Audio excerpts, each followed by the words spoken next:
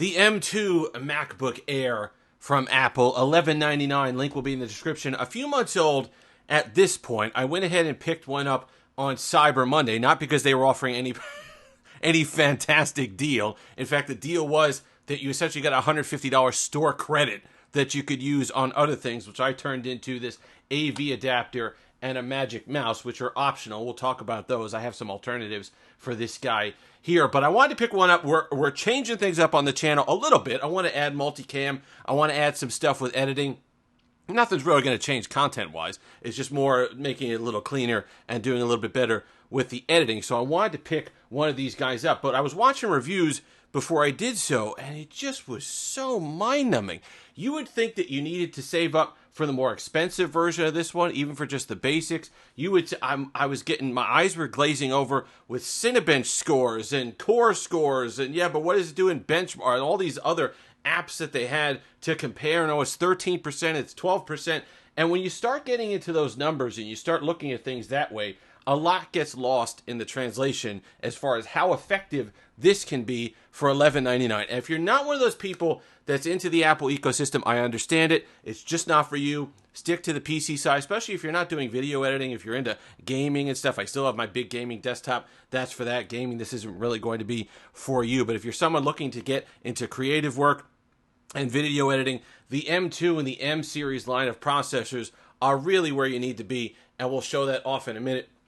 Just going to show off the hardware here real quick. Then we're going to change the camera angle and show you the software and some of the stuff that I would use with it. But really love the redesign. It's small and light, 2.7 pounds. Love that it's squared off. Follows the design language that they've had the last few years with their products, with the iPad and the iPhone. I love that. MagSafe is back, and it is not your father's MagSafe. This is intense. It's not like the other ones, the old ones where you kind of just hit it and it would go and it would fall off and you have to put it back on. This one takes a little bit of effort on it, which I actually kind of like. I like that the magnet is nice and strong. Not a whole lot in the way of ports. Take this off. You got your two USB-C Thunderbolt 3 pass-throughs there, or USB-C, and then you can use them for Thunderbolt 3 as the MagSafe falls off the table. And then on the right side, you have your 3.5 millimeter headphone jack, and that could be used for a line in, which is great for creative work and audio stuff as well. But nice and thin. You can see, I don't know what the thinness is. It's in whatever it is. It's absolutely incredible that they could do this. But nice and sturdy. The other thing, before we switch the camera angle, I want to spend a few moments on the keyboard, because that's something that gets overlooked by a lot of people, but it is a massive improvement. My wife has one of the Intel, the very last version of the Intel MacBook Pros from, I think, 2019 or 2020. They had those horrible butterfly switches on the keyboard, and it would like vibrate. It would numb my fingertips. There's no key travel whatsoever. It was an awful, awful, awful keyboard. And that's when they were just, Johnny Ive and the design team, they were just like thin, thin, thin. It doesn't matter about the user experience. Just make it thin. Just make it light.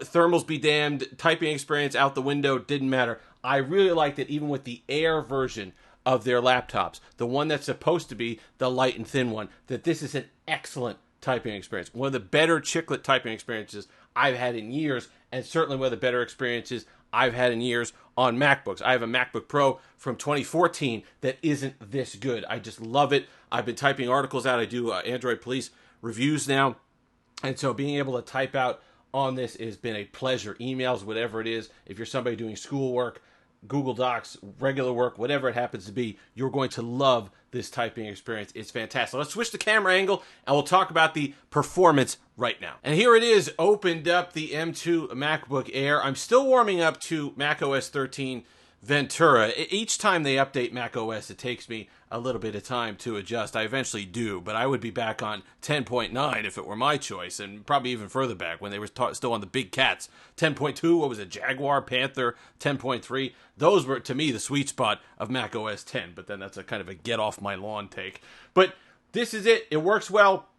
Nice and bright screen. I understand it's 500 nits. It's a little bit dimmer. It's not the XDR display that you get on the MacBook Pro, but then again, you're not paying $2,000 for the base one of that either. It is a liquid retina display, which is quite nice. All the Mac displays always have punched up above their weight on all their laptops. Going back however many years, 20 years. A PowerBook 3400 still looks good on the active matrix display, so they are always ahead of their time on the displays. Looks great for creative work.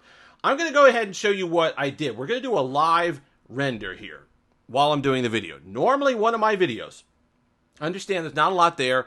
There's some color correction, maybe a cut. I add that little graphic that you'll see on the bottom right-hand side of the screen, this kind of Steve Delicious Tech graphic that used to be the intro. That's stuff that I add in here. But this is what you're going to see. We're going to pull up DaVinci Resolve, which, by the way, if you're paying on PC for something else like I was for Adobe, DaVinci Resolve, everything you need to start a YouTube channel or do basic YouTube editing is absolutely available in DaVinci Resolve for free on your MacBook.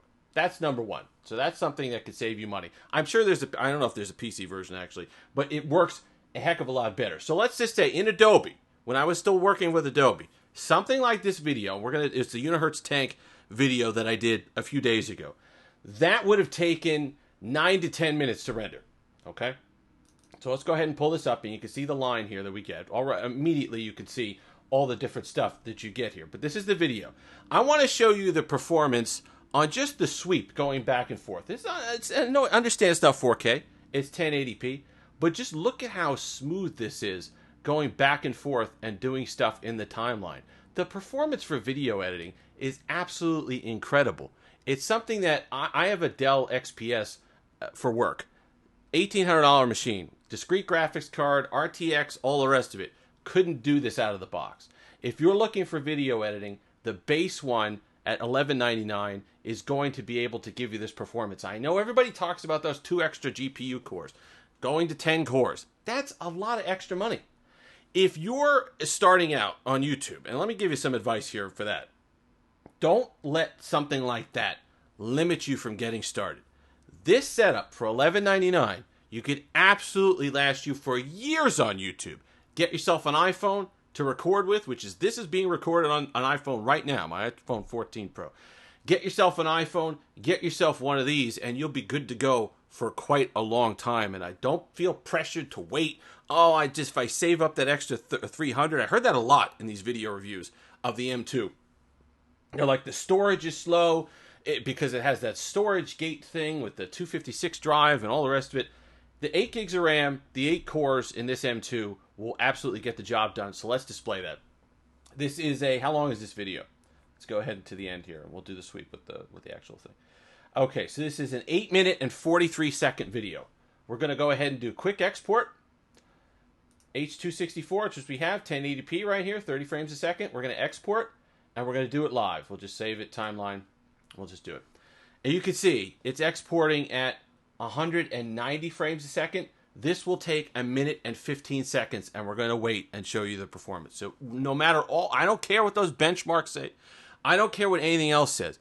This is absolutely worth the money because of the build quality, because of the support you're going to get. It's going to last you for years.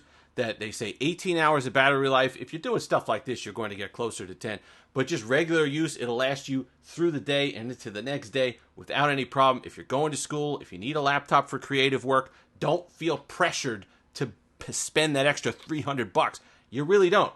This will get the job done without any issue for years to come. If you're doing stuff in Adobe Illustrator, if you're doing all the other stuff that you have to do editing-wise, Photoshop, Lightroom, all the intensive stuff. Don't be scared away from spending this amount of money. And this is just the initial impressions. I like it. I think it's great. You can use DaVinci Resolve for a limited amount of money.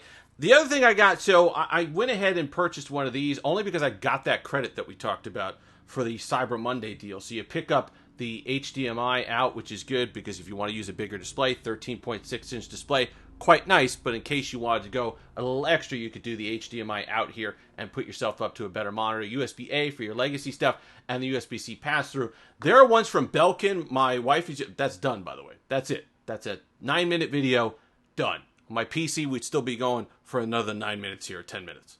So that's the difference that we're talking about. $1,200 versus whatever you'd spend on a PC. And if you're doing this type of work, that's it. So this is the base model. Just was able to do that in that amount of time. So there are Belkin ones. My wife has them that give you Ethernet, give you micro SD, all this stuff for less money. So I'll link one of those because she has used them in the past and they're great. So if you need something, you hook up one of these. You're not using a USB-C port for charging anymore, which is great. You got the MagSafe and you got the 2 independent ones. So you get yourself one of these that has a USB-C pass-through. Get one of the Belkin ones. You can add that Ethernet, HDMI out. A lot of stuff to like here for the base price of $11.99. Solid build. Love the new design. There'll be follow-ups to this. And leave your questions below. I'll be interested to do more Mac and laptop stuff. But if you've made it this far, like, comment, subscribe, all that fun stuff. Until next time, have that Steve-licious day.